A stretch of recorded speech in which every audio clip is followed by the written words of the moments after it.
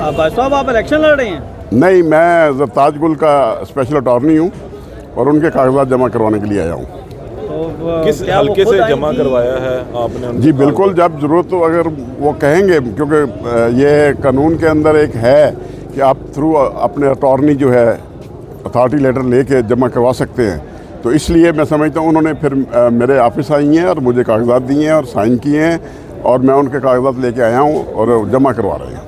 ठीक, तो अब स्क्रूटनी के अमल में उन्हें खुद आना पड़ेगा, तो उनके खिलाफ तो बड़े मुकदमात हैं, दहशतगर्दी के इश्तिहारी हैं, मफरूर हैं, क्या कहते हैं? मैं आपको क्लियर करता जाऊँ, स्क्रूटनी में उनका होना ज़रूरी नहीं है, सिर्फ तजवीज़ की निंदा और तोईद की निंदा का होना ज़रूरी है। तो वो हैं अभी तक? वो अभी हैं, बिल्कुल हैं, यहाँ भी हैं। डेरा गाजी खान में भी उनके जो है सीट पे जो है नेशनल असम्बली की सीट पे कागजात हमने जमा करवाए हुए हैं और यहाँ स्पेशल सीट जो है वोमेन की उसके पे हम कौमी असम्बली के उनके कागजात जमा करवा रहे हैं और इंशाल्लाह वो बड़ी बहादुर लेडी है, वो बहुत आपको बताएगी और इंशाल्लाह स्क्रूटनी के वक्त भी वो आएगी। जिसने गिरफ्तार करना करे वो नहीं घबराती इस बात से। भाई साहब ये बताएंगे कागजात नामजद की जमा करवाते वक्त आपको कोई मुश्किलात पेश तो नहीं है? क्योंकि पीटीआई के लोग मुसलसल कह रहे हैं कि हमें कागजात जमा नहीं करवाने दिए जा रहे, आपके साथ क्या मामला हुआ है?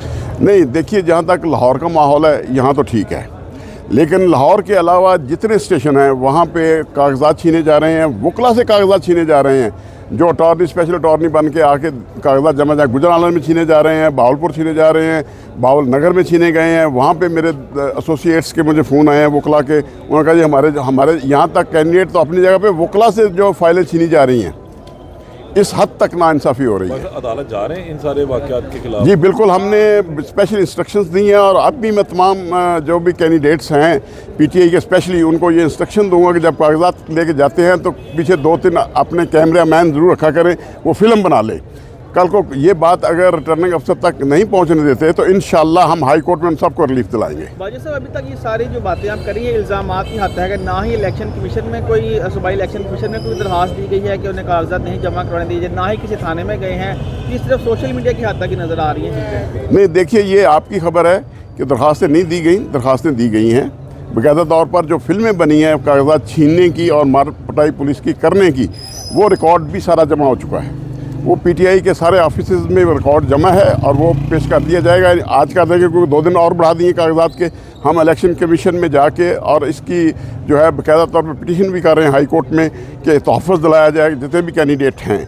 आज भी सुबह बहावलपुर हाई कोर्ट ने बहुत बड़ा एक फ़ैसला किया है, वहाँ पे लोगों को 10 तारीख तक ज़मानतें दी और साथ आर्डर कर दिया कि इनके ख़िलाफ़ अगर कोई भी मुकदमा होगा, एंटी करप्शन में हो या FIA में हो, और इनको अरेस्ट नहीं कर सकते आप 10 तारीख तक।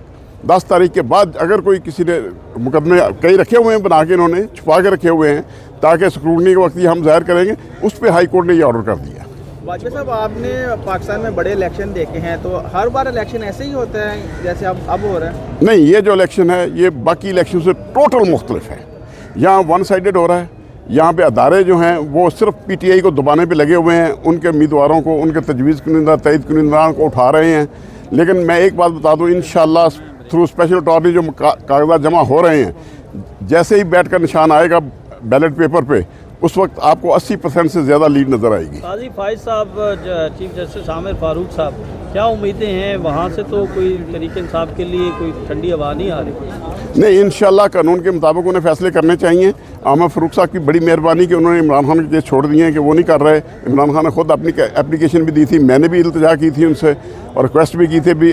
जब एक साबिक़ वज़ीर-ए-आज़म ये कह रहा है कि आप मुझे स्ट्रेचर पर ले आओ ज़ख्मी हालत में बायोमेट्रिक कराने के लिए, दूसरा जब वज़ीर-ए-आज़म इश्तिहारी है उसको बायोमेट्रिक के लिए एयरपोर्ट पे आप भिजवा रहे हैं, जब उसको आप पे इत्मीनाद नहीं, आप केस ना सुने, तो उनकी मेहरबानी उन्होंने ये बात मान ली। इमरान खान की एप्लीकेशन पे भी मान ली बात कि वो केस नहीं सुन रहे, अब दूसरे जजेस सुन रहे हैं और इंशाल्लाह ये जो खौफ का आलम है ये 1-2 दिन ही है, ख़त्म हो जाएगा। एक ज़ाती नौइयत का सवाल कर सकते हैं? जी करें।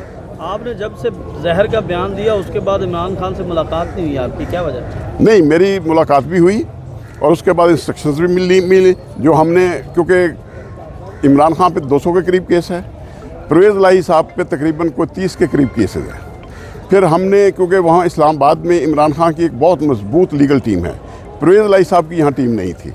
फिर वहाँ मीटिंग करके शाह महमूद कुरैशी साहब भी थे, इमरान खान और परवेज़ इलाही साहब ने, उन्होंने कहा जी बाजा साहब आप पंजाब में हमारे जितने मामलात हैं आप देखें। स्पेशली परवेज़ इलाही साहब ने ये रिक्वेस्ट की कि हमें पंजाब के अंदर, लाहौर के अंदर भी एक स्ट्रॉन्ग टीम चाहिए। इमरान खान के बड़े करीबी दोस्त हैं आप, तो उनकी अहलिया या बहन अलीमा खान वो भी इलेक्शन या मखसूस नशिस्त के लिए कागजात नामजदगी जमा करवाएंगे या हासिल करेंगे? अभी तो 2 दिन हैं।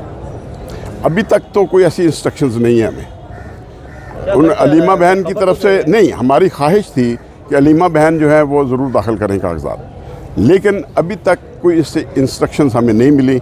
जैसी कोई इंस्ट्रक्शंस आएंगी इंशाल्लाह आपको शेयर करेंगे।